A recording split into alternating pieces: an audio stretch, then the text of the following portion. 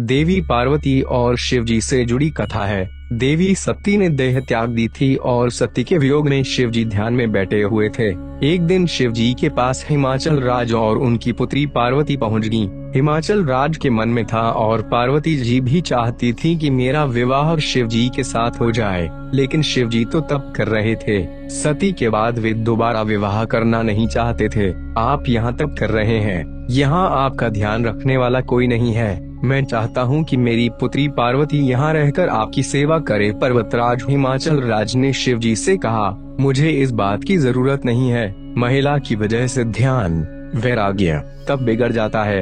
अगर एकांत में महिला रहेगी तो मेरा तप भंग हो सकता है, इसलिए आप मुझे क्षमा करें और अपनी पुत्री को यहाँ से ले जाइए। शिव जी ने हिमालय राज को जवाब दिया। हिमालय राज और शिव जी की बातें देवी पार्वती बहुत ध्यान से सुन रही थीं। आप कह रहे हैं कि आप तप कर रहे हैं, तो जब आप तप ही कर रहे हैं तो आपको ये आभास कैसे होगा कि ये शरीर महिला का है और ये शरीर पुरुष का है? पार्वती जी ने शिव जी से पूछा। देवी पार्वती की ये बात सुनकर शिव जी हैरान हो गए, क्योंकि देवी ने बात बहुत बुद्धिमानी की कही थी। देवी आपकी बात सही है, लेकिन मेरी बात भी सही ही है, शिव जी ने कहा। इसके बाद शिव जी ने हिमाचल राज से कहा कि आप चाहें तो समय समय पर कुछ देर के लिए देवी पार्वती यहाँ आ सकती हैं और यहाँ की व्यवस्था सुधार कर वापस लौट जाएं। शिव जी और पार्वती जी की सीख। इस कथा में शिव जी और पार्वती जी ने संदेश दिया है कि हमें अकेले में अपनी भावनाओं पर नियंत्रण रखना चाहिए। अकेलेपन में ही व्यक्ति की भावनाएं गलत दिशा में भटकती हैं, बुरे विचार जागते हैं। इसलिए एकांत में भावनाओं पर नियंत्रण रखें। जो लोग पूजा पाठ,